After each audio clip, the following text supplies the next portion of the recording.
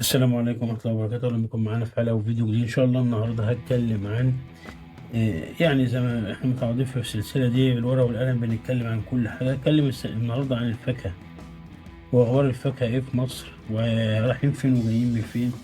كنا زمان كده لما بنيجي نتكلم دلوقتي كان زمان الناس تتكلم تقول لك مش عارفين نجيب كيلو فاكهة للعيال. فاكهة بقى حط بقى موز، مانجو، تين، بطيخ، بلح، زي ما أنت عاوز قول. دلوقتي احنا مش عارفين نجيب كيلو رز او كيلو مكرونة 20 22. يعني بندور على كيلو رز وكيلو مكرونة. الناس نسيت الفاكهة يعني في مصر في الوقت ده. ماشي، واحنا داخلين على السنة الجديدة 2023 الناس نسيت الفاكهة. ما عادش حد بيقول لك فاكهة. لا، ده انت من السهل تجيب بلح وتجيب استفندي وتجيب برتقال وتجيب الدنيا دي وتجيب فراولة. ده انت ده انت بكيلو الفراولة تجيب 2 كيلو، تجيب كيلو رز، 2 كيلو فراولة تجيب بيهم كيلو رز، 3 4 كيلو برتقال واستفندي تجيب بيهم مكرونة ورز. دلوقتي يا جماعة احنا الفاكهة كنا زمان ده انا مش عارف اجيب كيلو فاكهة للعيال. دلوقتي انا مش عارف اجيب كيلو رز او كيلو مكرونة للعيال. يعني شفتوا الدنيا وصلت ليه؟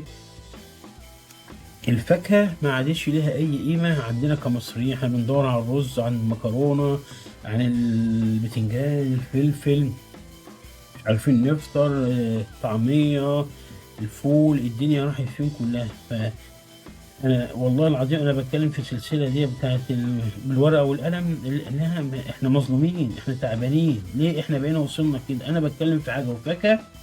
زمان من 10 15 سنة كنا بنتكلم بنقول لما نقعد نتكلم كده أنا وواحد نقول يا عم ده أنا مش عارف أجيب كيلو فاكهة لإيه. لا، دلوقتي الفاكهة يا عم أي حاجة ب10 أو كيلو وربع ب10. يعني كيلو وربع أي حاجة ب10 نوعا ما قريب. دلوقتي بقى انا بقعد بقول ايه، مش عارف اجيب كيلو رز العيال او كيلو مكرونه. يا جماعه احنا داخلين على المرحله اللي احنا مش عارفين ناكل عيال فعلا. اقسم بالله احنا لما وصلنا للمرحله دي بقينا نزلنا على نفسنا على قد ما نقدر. مش عارفين نروح فين ولا نيجي منين. فربنا يسترها علينا والله. انا بس بتكلم في مجموعه فاكهه وكلمت كده في الخضار. انا بتكلم بقى والبروتين لما اتكلمت في حاله بروتين مصر وراكم زي الفراخ والسمك والدنيا دي عامله ازاي. فانا يعني يعني انا برجو الناس ان احنا نخف على بعض شويه. انا عارف ان كل واحد مزنوق والدنيا والحكايه، بس الحكومه فين؟ انا والله العظيم ولا ضد قيام ولا ثوره ولا نصيبه ولا اي حاجه. انا ضد اللي الشعب ده عاوز يعيش. الشعب ده عاوز يعيش. اكلوهم. يعني مش اكل احنا مش يعني مش بمضمون كلمة أكلهم اللي احنا مش لاقيين ناكل. لأ، الأسعار دي لازم الحكومة تحد منها يا عم. كل واحد يطلع يقول لك في التلفزيون احنا عاملين عربيات، احنا عاملين دنيا، احنا مجتمعين عشان عملنا مؤتمر ومش عارف عملنا وهنخفض الأسعار. لا والله الأسعار كلهم أقسم بالله سعر الحاجة تجيبها النهاردة بجنيه تاني يوم تلاقيها ب7 و8. الحاجة ما بتغليش نص جنيه ولا جنيه. والله العظيم الحاجة بتغلي 7 و8 و10 جنيه. اما بقى انا اجيب كيلو السمنه من حوالي شهر ب 52 جنيه، دلوقتي كيلو السمنه عامل 100 جنيه. ليه؟ اما ابقى جاب امام سنه على الطحينه والكلام ده من فتره لا ب 60 جنيه، لا النهارده على 95 جنيه في اقل من شهر. ليه؟ ايه ده؟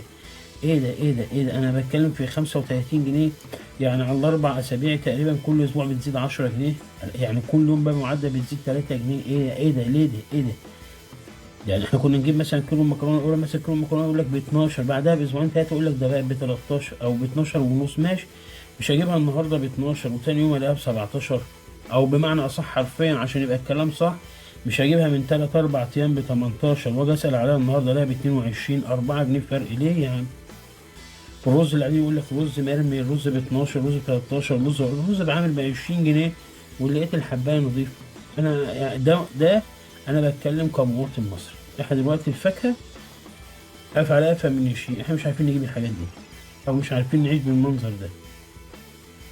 فيعني حسب الله ونعم الوكيل. ويعني ربنا يطولنا برحمته وينجدنا من اللي احنا فيه ان شاء الله ويبعد عنا البلاء ده يا رب العالمين. والسلام عليكم ورحمه الله وبركاته.